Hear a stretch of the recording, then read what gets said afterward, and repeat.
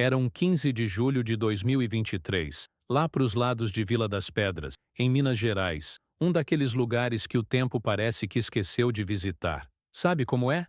Estrada de terra, cheiro de mato molhado, e o único barulho é o da seriema cantando longe. O sol estava daquele jeito, um mormaço que prometia chuva para mais tarde, e o jovem Lucas, um rapaz da cidade grande passando as férias na casa dos avós, estava fazendo o que todo moleque faz num lugar desses, fuçando. Ele desceu para o riacho que passava no fundo do terreno, um lugarzinho que o avô dele jurava que era mal assombrado, mas que para ele era só um riacho. E foi ali, no meio das pedras lisas e da água gelada, que ele viu uma coisa estranha, uma garrafa de vidro escuro, daquelas antigas de refrigerante, presa num monte de galho seco. A curiosidade, minha gente, é uma coisa danada. E tem gente que fala que é perigoso, que o curioso morre pela boca, mas eu vou te falar uma coisa que vai contra tudo isso. Às vezes, a curiosidade é a única ferramenta que a gente tem para desenterrar uma verdade que está berrando debaixo da terra há décadas. É uma crença forte que eu tenho. A gente vive com medo do desconhecido, com medo do que pode acontecer se a gente cutucar o vespeiro. Mas e o que já aconteceu? E as histórias que ficam sem ponto final? É essa a dor que corrói uma família, uma comunidade inteira. O não saber. E o que o Lucas encontrou naquela garrafa era a promessa de uma resposta, uma recompensa rápida para uma pergunta que ninguém nem lembrava mais que existia. Ele pegou a garrafa, sacudiu. Tinha um papel amarelado enrolado lá dentro. Na hora, a gente pensa logo em pedido de socorro de náufrago, coisa de filme, né? Mas ali, no meio de Minas Gerais, a centenas de quilômetros do mar, a história era outra. E era uma história que ia respingar num dos maiores medos daquela região. O medo de simplesmente sumir, de virar fumaça, um verdadeiro desaparecimento misterioso que assombrava a memória dos mais velhos. Com um esforço danado, ele conseguiu quebrar o gargalo da garrafa numa pedra e puxou o papel com cuidado. Tava úmido, manchado pelo tempo, mas dava para ver que não era um texto, era um desenho, um mapa. Um mapa tosco, feito à mão, com uns pontos de referência que só quem era da terra ia entender. A Jara Figueira Grande, a ré pedra que parece uma capivarar. O Jarara Córrego da Unsás. E no canto, uma frase quase apagada. Se acharem, é porque eu não consegui voltar. João Pereira, 12/10/83. Eita! O coração do Lucas gelou. Ele levou aquilo correndo para a casa do avô. Seu antenor, um homem de 80 anos, com o rosto marcado pelo sol e pela vida, pegou o papel com a mão trêmula. Os olhos dele se encheram d'água na hora. João Pereira. Ele sussurrou. Nossa Senhora, faz 40 anos. E ali, na varanda daquela casinha simples, a gente começa a entender que certos casos de desaparecimento não morrem. Eles só adormecem, esperando alguém cutucar. A história do João Pereira era uma lenda em Vila das Pedras. Um daqueles casos reais de desaparecimento que viram causo de assombração, que os pais usam para botar medo nos filhos não irem para o mato sozinhos. João era um mateiro, conhecia aquela mata como a palma da mão. Num dia saiu para caçar e nunca mais voltou. Foi um sumiço sem explicação. A polícia veio, fez buscas por semanas, chamaram até um helicóptero. Nada, nem rastro, nem corpo, nem uma peça de roupa. O homem evaporou. A investigação do desaparecimento foi encerrada meses depois, e o que ficou foi o mistério e a dor da família. Com o tempo, as pessoas esquecem os detalhes, mas a sensação de que algo terrível aconteceu, isso fica no ar. Esse tipo de história de desaparecidos mexe com a gente porque quebra uma regra básica da vida. Tudo tem começo, meio e fim. Um sumiço desses não tem fim. É um livro com a última página arrancada. E o Lucas, com aquele mapa na mão, tinha acabado de encontrar a página que faltava. O problema é que ela estava escrita num código de 40 anos atrás. Agora segura na cadeira, porque a gente precisa voltar no tempo para entender o tamanho do buraco. Era 12 de outubro de 1983, Dia das Crianças. Enquanto a molecada da vila comia doce e soltava foguete, o João Pereira, um homem de uns 30 e poucos anos, forte, calado, se arrumava para entrar no mato. Ele disse para a esposa, a Maria, que ia atrás de uma paca para o almoço de domingo e que voltava antes de escurecer. deu um beijo na testa dos dois filhos pequenos e sumiu na trilha atrás de casa. As horas passaram, a noite chegou, e nada do João. A Maria, coitada, começou a se desesperar. Naquela época não tinha celular, não tinha como ligar.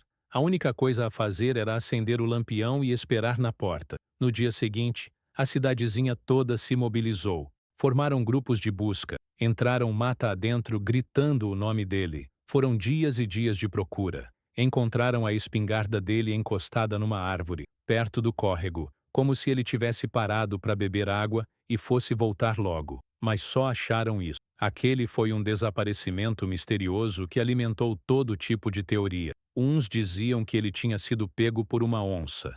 Outros que ele tinha encontrado um veio de ouro e fugido para não dividir com ninguém. Os mais místicos juravam que ele tinha sido levado pela mãe do ouro ou pelo corpo seco.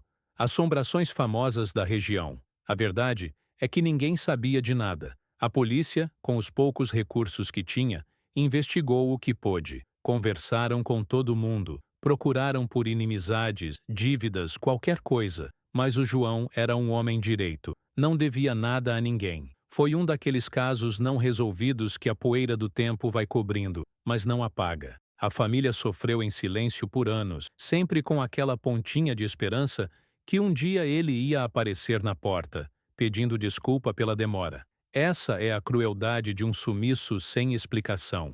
Ele aprisiona as pessoas que ficam na eterna espera. E enquanto o seu antenor contava essa história para o neto, o Lucas olhava para o mapa e sentia um arrepio. Aquele pedaço de papel não era só um mapa.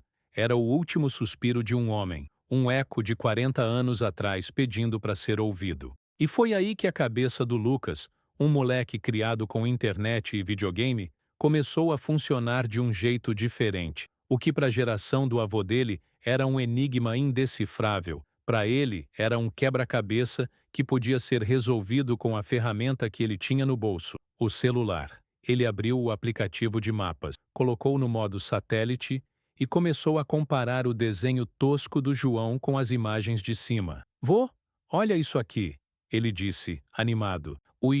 A figueira grande que ele marcou deve ser essa mancha verde escura enorme aqui, tá vendo? E a pedra que parece uma capivara.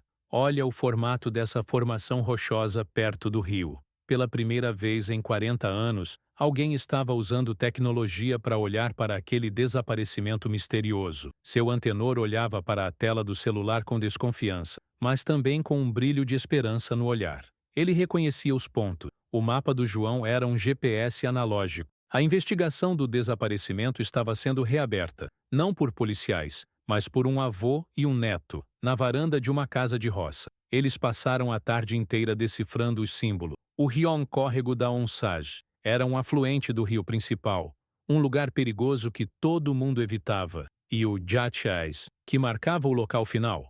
Pelo satélite parecia ser só mato. Uma área de mata fechada, densa, sem nada em volta. Não fazia sentido. Por que alguém marcaria um ponto no meio do nada? A menos que o Hanadal fosse visto apenas de cima, a menos que, debaixo daquelas árvores, houvesse algo que o satélite não conseguia ver. A gente se acostumou tanto a pensar que a tecnologia vê tudo, mas ela tem seus limites. E foi essa a sacada do Lucas. O mapa não apontava para um lugar aberto, mas sim para um esconderijo. A história daquelas pessoas desaparecidas estava ganhando um novo capítulo. E a curiosidade que fez o Lucas pegar a garrafa agora tinha virado uma missão: seguir aquele mapa e descobrir o que tinha no final da trilha do João Pereira. Eles sabiam que era arriscado. O mato não perdoa descuido, mas a necessidade de uma resposta, de colocar um ponto final naquele um dos mais longos casos não resolvidos da região, era maior que o medo. No dia seguinte, bem cedinho, os dois se prepararam. Seu antenor, mesmo com a idade, conhecia os atalhos e os perigos daquela mata. Lucas levava o celular com a bateria carregada, um facão e uma mochila com água e comida. Eles não estavam apenas seguindo um mapa, estavam refazendo os últimos passos de um homem. A cada passo para dentro da mata, o ar ficava mais denso, os sons da cidade sumiam, e só se ouvia o barulho dos bichos e do vento nas folhas. É uma sensação estranha, essa de entrar num lugar onde a natureza ainda manda. A gente se sente pequeno, vulnerável, e eles pensavam no João. Como ele se sentiu 40 anos atrás, sozinho, naquele mesmo lugar? Será que ele estava com medo? Será que ele sabia que não ia voltar? Essas perguntas sobre as histórias de desaparecidos é que nos assombram. Não é só a morte que assusta, é a agonia da incerteza. Eles seguiram as marcações, o avô reconhecendo as árvores e as pedras que não via há anos, e o neto confirmando a rota pelo GPS do celular. A tecnologia e a sabedoria antiga, trabalhando juntos. Depois de quase 3 horas de caminhada pesada, abrindo picada no facão, eles chegaram no local que o satélite mostrava como nadar. E de fato, era só mato. Um paredão de cipós e samambaias. Ué, vô, é aqui. Mas não tem nadan, disse o Lucas frustrado. Seu antenor, porém, ficou parado, olhando fixo para um ponto. Ele tinha o olho treinado. Espera aí, meu filho. Tá vendo aquele pé de araçá ali? Ele não nasceu aí sozinho. Alguém plantou ele para disfarçar alguma coisa antes. E quando eles afastaram o mato, o coração dos dois quase parou. Atrás da vegetação, havia a entrada de uma pequena gruta, quase uma toca, fechada com umas tábuas velhas e podres. Era ali, o ponto final do mapa. O que quer que tivesse acontecido com João Pereira, a resposta estava ali dentro, e o silêncio daquele lugar era ensurdecedor, como se a própria mata estivesse prendendo a respiração, esperando para finalmente contar o seu segredo, resolver um dos mais antigos casos reais de desaparecimento daquelas bandas. Com o coração batendo na garganta, eles arrancaram as tábuas. Um cheiro forte de mofo e terra molhada saiu de lá de dentro. Usando a lanterna do celular, Lucas iluminou o interior. Era um abrigo improvisado. Tinha uma cama de folhas secas, umas panelas velhas e, num canto, uma caixa de madeira. Não era uma cova. Não havia ossos, não havia sinais de violência. Era um esconderijo. E dentro da caixa, minha gente, estava a resposta para o sumiço sem explicação do João Pereira. Não era ouro, não era um crime passional. Era um diário, um caderno de escola, com a capa já desbotada, onde o João, com uma letra simples, contou a sua história. Ele não foi morto por uma onça nem levado por assombrações. Naquele dia, 12 de outubro de 1983, enquanto estava no mato, ele viu uma coisa que não devia ter visto. Ele topou com um grupo de homens, gente de fora, fazendo garimpo ilegal numa área protegida da serra. Eram homens perigosos, armados. Eles o viram. João conseguiu correr e se esconder. Ele sabia que se voltasse para casa, aqueles homens iriam atrás dele e da sua família. Ele ouviu eles dizendo que não podiam deixar testemunhas. Então, com o coração partido, ele tomou a decisão mais difícil da vida dele: desaparecer. Ele forjou o próprio desaparecimento, deixou a espingarda para parecer que algo tinha acontecido e se embrenhou no mato, usando todo o seu conhecimento para sobreviver.